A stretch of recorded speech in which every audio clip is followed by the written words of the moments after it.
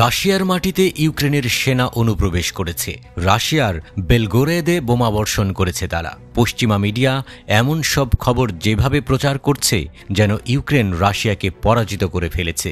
যুদ্ধে বিপরীত পক্ষের ভূমিতে অনুপ্রবেশ এবং বিতাড়িত হওয়া যুদ্ধেরই অংশ। রাশিয়া আর ইউক্রেনের ভৌগোলিক আয়তন সম্পর্কে যাদের ধারণা আছে তারা জানে এতটুকুতেই যুদ্ধ জয় পরাজয় নির্ধারিত হবে না। শুধুমাত্র ইউক্রেনের যুদ্ধ নিয়ে রুশ প্রেসিডেন্ট ভ্লাদিমির পুতিন বসে নেই। তার নজর পৃথিবীর প্রতিটি অস্থির অঞ্চলেই। গত 13 আগস্ট রাশিয়ায় সফররত ফিলিস্তিনের প্রেসিডেন্ট মাহমুদ আব্বাসকে তিনি বলেছেন যে ফিলিস্তিনের জনগণের দুর্দশা দেখে রাশিয়া বেদনাবোধ করছে। একটি পূর্ণাঙ্গ ফিলিস্তিনি রাষ্ট্র গঠনে সেখানকার জনগণের আকাঙ্ক্ষাকে রাশিয়া সমর্থন করেছে। পুতিন বলেন, ইউক্রেনের বিরুদ্ধে তার দেশের যুদ্ধ চলমান থাকার পরেও মধ্যপ্রাচ্যের ঘটনাগুলোর দিকে মনোযোগ দিচ্ছে রাশিয়া।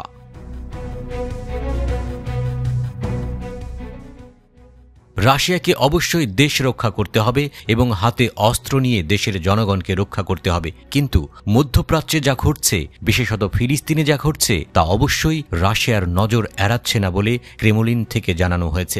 রাশিয়া অবশ্যই ফিলিস্তিনে তৈরি করা মানবিক বিপর্যয়কে অত্যন্ত বেদনা ও উদ্বেগের সাথে দেখছে বলে জানিয়েছে প্রেসিডেন্ট ভ্লাদিমির পুতিন। গত বছরের 7 অক্টোবর থেকে হামাস ইসরায়েল যুদ্ধে প্রায় 40,000 ফিলিস্তিনি নিহত হয়েছে, তা পুতিন অবগত আছেন। ইসরায়েল ও ফিলিস্তিন দুই পক্ষের সঙ্গেই রাশিয়ার দীর্ঘদিনের সম্পর্ক রয়েছে, কিন্তু যুদ্ধ শুরু হওয়ার পর থেকে পুতিন ফিলিস্তিনিদের দুর্দশার ওপর জোর দিয়েছেন। ফিলিস্তিনি কর্তৃপক্ষের নেতা মাহমুদ আব্বাসও বলেছেন, রাশিয়া ফিলিস্তিনি জনগণের প্রিয় বন্ধুদের একজন। তিনি পুতিনকে জানিয়েছেন ফিলিস্তিনিরা তাঁকে বিশ্বাস করে। পুতিনের সমর্থন ফিলিস্তিনিরা অনুভব করে বলেও তাকে জানিয়েছেন আব্বাস।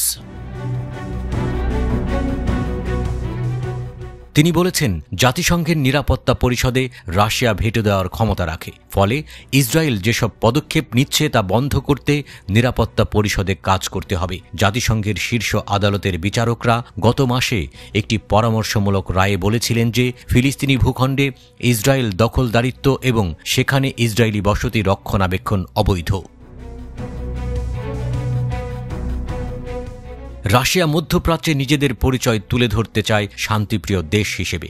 ওই অঞ্চলের সমস্যা সমাধানে দেশটি মার্কিন নীতির দীর্ঘস্থায়ী ব্যর্থতাকে দায়ী করে। ক্রেমলিনের ওয়েবসাইটে প্রকাশিত মন্তব্যে ফিলিস্তিন রাষ্ট্রের প্রতি সমর্থন এবং মানবিক ত্রাণ দেওয়ার জন্য রাশিয়ার প্রতিশ্রুতি আবারও নিশ্চিত করেছেন পুতিন। ইউক্রেন যুদ্ধ শুরু হওয়ার পর থেকে রাশিয়া ইরানের সাথেও ঘনিষ্ঠ সম্পর্ক গড়ে তুলেছে। গত মাসে ইরানের তেহরানে হামাস নেতা ইসমাইল হানিয়াকে হত্যার প্রতিক্রিয়ায় তেহরানকে সংযম দেখাতে আহ্বান জানান পুতিন। অর্থাৎ মধ্যপ্রাচ্যে পশ্চিমা মাতব্বরি আর দমনপীড়ন এতদিন যতটুকু চলেছে, সামনের দিনগুলোতে তা কতটুকু জোরদার থাকবে তা নিয়ে দোলাচল তৈরি করে দিচ্ছেন লৌহ মানব ভ্লাদিমির পুতিন।